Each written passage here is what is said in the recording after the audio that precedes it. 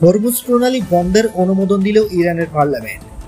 মার্কিন যুক্তরাষ্ট্রের হামলার জেরে এবার হরমুজ প্রণালী বন্ধ করার অনুমোদন দিয়েছে ইরানের পার্লামেন্ট।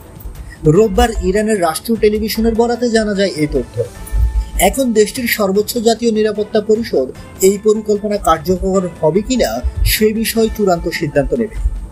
রোববার ইরানের 3টি গুরুত্বপূর্ণ পরমাণু সংস্থায় যুক্তরাষ্ট্রের হামলার পর এই ঘোষণা দেয় তেহরান। প্রয়োজনে এই অনুমোদন কার্যকর করা হবে বলে জানিয়েছেন ইরানের ইসলামিক রেভলিউশন গার্ড বাহিনীর কমান্ডার ইসমাইল কোশারি।